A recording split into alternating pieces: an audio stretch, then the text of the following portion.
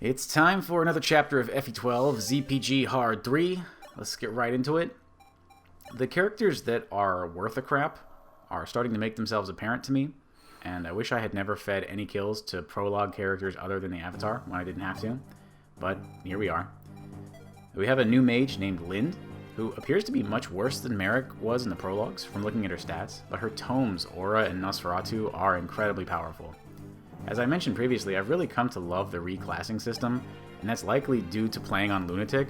I imagine on a lower difficulty, I would just pick big numbers instead of thinking strategically, and probably just end up hating it. Fighter Drog is reprising his role as guy who doesn't get one-rounded, while the Avatar and Gordin are reprising their roles as Mommy Louise's good little boys.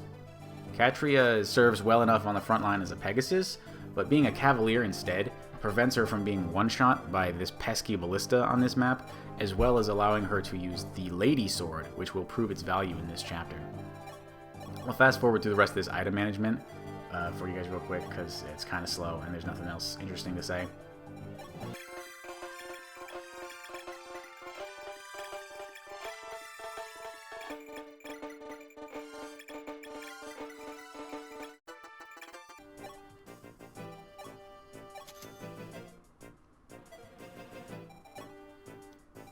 I ended up needing a silly-looking +1 Might forge on an Iron Axe for this chapter. Because this forge is both thoroughly underwhelming and sadly necessary, I decided to name it Bartray.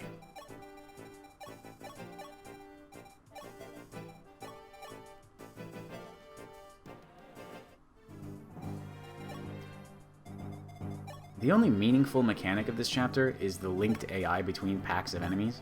The 3-pack of Draco Knights to the left of the starting point is linked to the pack of 3 near the mountain, but will only pull if you're in range of 2 of them. The 3-pack to the right of the starting point is linked to the solo Draco Knight carrying a Master Seal on the west side of the mountain, and that 3-pack won't pull regardless of range. I found that if you sort by name here on the unit list, Pala comes up to the top in this chapter, which is super fast because I have the cursor to auto-reset to Marth, so ending the chapter with Pala ends up being pretty efficient here. It's kind of cool. And that movement for Pally was to keep these Draco Knights from flying towards her, and instead they're flying towards our main forces. I spent a lot of time trying to play this opening less turtly, because frankly I'm getting pretty bored of turtling, but this 2 3-packs just converge too quickly, and Aaron can't survive 2 hits, and nobody kills them fast enough, and all my backliners get one shot. With how many backliners we need to run on this chapter, there's just no way to wall off properly against both these packs at the same time. So unfortunately we have to turtle the first couple turns. And so this loses us a couple turns compared to like a hard 2 strategy.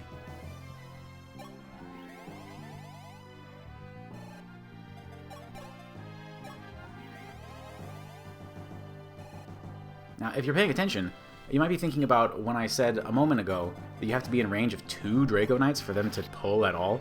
So why not just avoid pulling them completely? It's a good thought, but the map design forces you to deal with them eventually in order to get near the castle. And I really couldn't find a better strategy than just getting them over with at the beginning.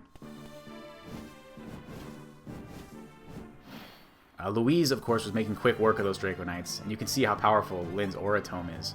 Has an immense 18 might, but is a B rank tome, except for Lind, who can use it at base.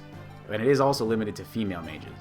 Nosferatu is E rank in this game for some reason, but is also limited to women.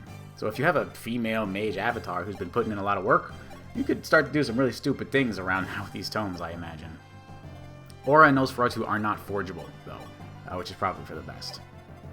So we're turtling here into a new position, and in the interest of eventually moving our army to the left, I'm putting Drog on the leftmost position of the turtle, since he has the lowest defense, and he'll be the one chosen by this lead Draco Knight. And so as we shift around, the Draco Knights will be able to sort of, rotate left around that point.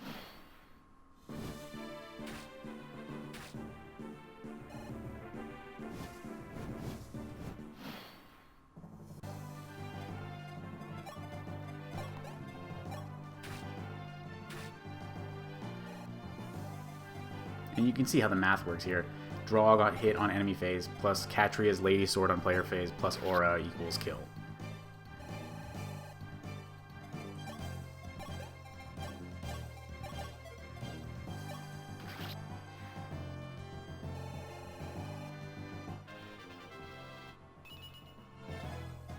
I think it actually would have been more efficient to have Gordin attack the one to the north of him. Then I could have the avatar to the left of Lind here to kill the one that Gordin actually did kill. But it's fine, it all worked out.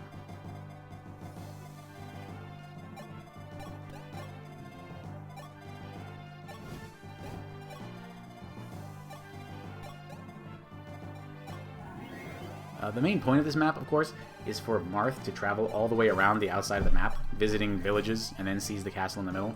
It's gonna take a while, but now we can finally get started. Aaron's gonna be tagging along with him. The rest of our army can't hope to keep up with their movement, but it's okay. They still have some jobs to do around the starting area. So you saw last turn that Pala killed that thief that was going to rob the village. We needed to make sure he didn't do that. That was Pala's main job, and she also prevented 2 cavaliers from spawning on that middle fort. But now the cavaliers spawn from all 3 forts on that turn, so we blocked the north one. And now there is a Lunatic only spawn on the next enemy phase of 2 more cavaliers. So Pala looks like she's doing work, but even with vulneraries and fort healing, she's gonna die next turn unless she gets out of dodge.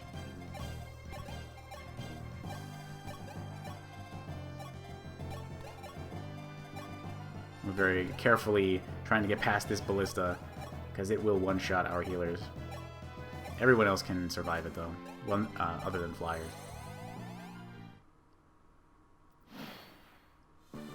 So that's a good moment where Catria needed to be a Cavalier rather than a Pegasus Knight.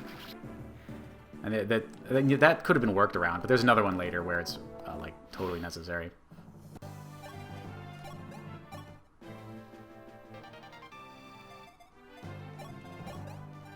I'll talk about this bridge key here in a moment.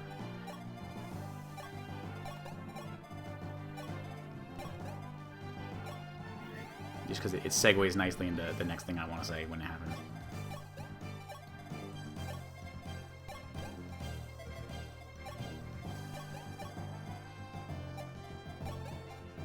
Alright, it's time for Aaron to go fight this Master Seal Draco Knight, which means that remaining 3-pack by the starting point will pull towards our main forces.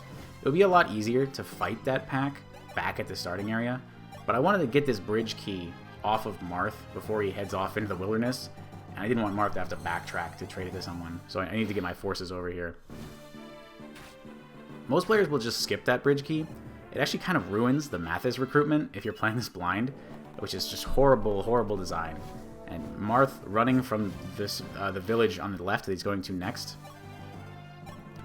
and then back and up through the middle across the bridge, is actually slower than just running all the way around the outside, which is also horrible, horrible design. So I really don't know what was going on here. But I decided to get the bridge key anyway, because it ends up getting me over 100 extra experience on Lind. It does cost me a turn, and there's no other gain besides that experience. But I'm going to talk more about that experience when I have time in a couple minutes.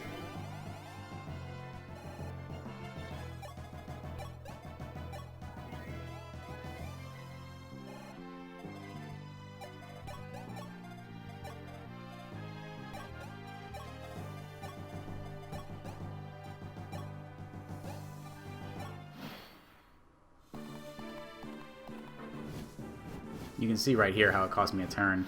Stopping that village, even if you do Marth's full movement, you're 1 tile short of the next village, which is it's just horrible. Why did they do that? It's so stupid.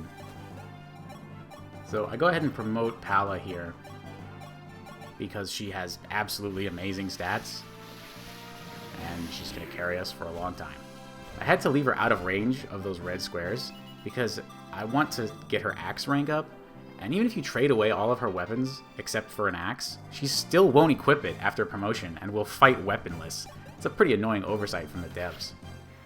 This setup to kill these 3 Draco Knights is kind of delicate, because we need Draug and Catria to chip this close Draco Knight, but that means they're both going to get countered, and they're in range of the ballista, so I also need to be able to heal them without my healers getting hit by the ballista, because again, they'll get one shot.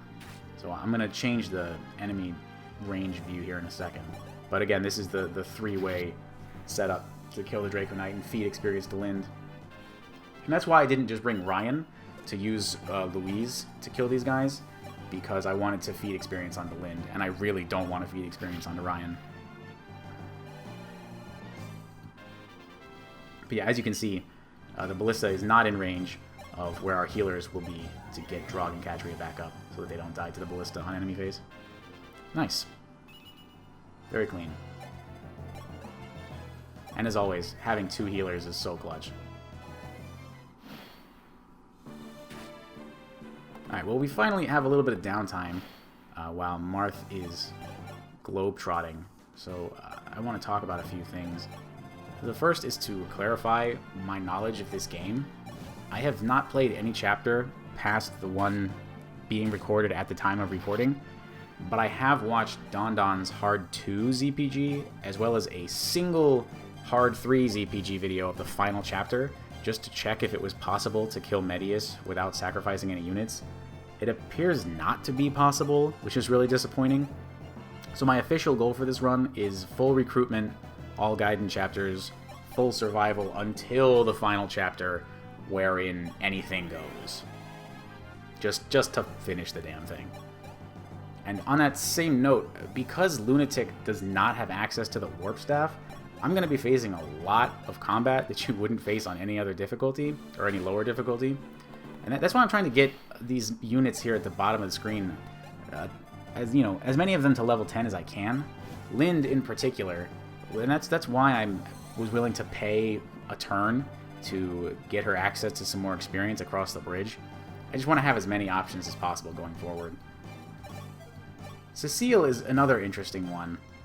Her magic stat's terrible, but having 2 healers has proved invaluable so far, and leveling her up might very well save me the trouble of leveling Riss, because he's joins with E-rank stabs, and Cecile is at D-rank stabs already, on her way to C. So if it saves me the trouble of leveling Riss, I think that's a win. Also, part of the reason, like I mentioned, that I want to get axe rank on Pala is so she can use the hammer and the hand axe going forward. Another more imminent reason is that I need to save scum 1 dodge against those cavaliers in the middle later on in this chapter, and the weapon triangle advantage of axe over lance makes my life a little less miserable resetting for that miss. The +1 Might Forge was sadly required to properly 1-round the cavaliers, but it was pretty cheap, so that's no big deal. That's all I wanted to say in the downtime.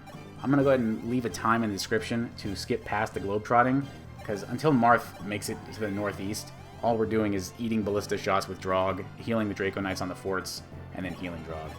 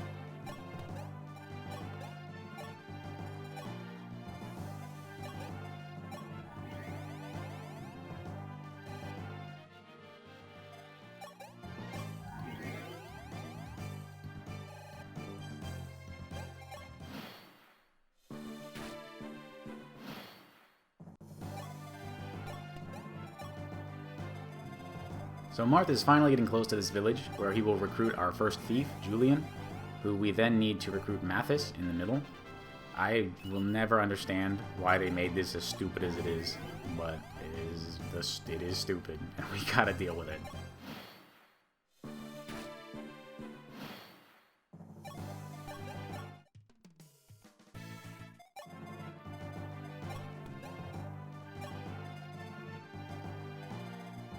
And it's just so empty. There's just nothing going on.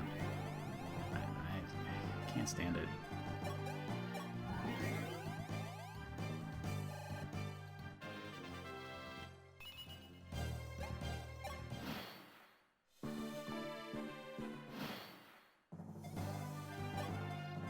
Alright, so we get Julian in position to recruit Mathis next turn.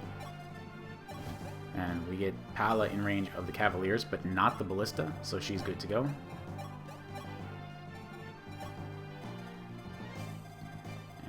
Ballista missed Rog again, so no heals, unfortunately. And like I was saying, I'm going to have to save scum a dodge against one of these Silverlance Cavaliers. So that's what that is. It's like an 86 hit, which is pretty rough, but the weapon triangle advantage definitely helps. Of course, we're able to one round thanks to the forged bar tray. Now, she doesn't need that dodge in order to survive this enemy phase, but rather to survive the next player phase, and you'll see what I mean. It's a good thing there's no fatigue in this game, or Militia and Cecile would be done. So Julian picks up Mathis, who sucks, and get him out of the way. So you can see she's still out of range of the Ballista, and it's that hit that I needed to be able to survive. That's why she needed to dodge. If you wanted instead to Vulnerary there, for example, you would just be out of luck, because that Cavalier isn't going to die unless you get a crit with a Marth Rapier, and he's going to one-shot Julian if you let him live. So getting that dodge after the save was really my best option. And we're moving Lind up into position. Fortunately, she can survive a hit from the Ballista, but it goes for Drog anyway. I'm not sure why. I actually don't know why. He has more defense than Lind. I don't know.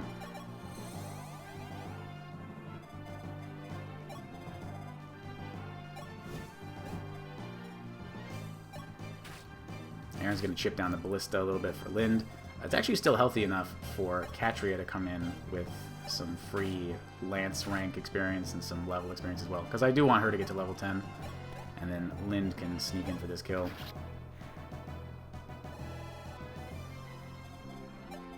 We could have killed the boss on this turn with Pala and Lind, but Marth isn't even close enough to seize, even if we had done that, so we might as well just get the Ballista experience while we're waiting for Marth to move his slow ass.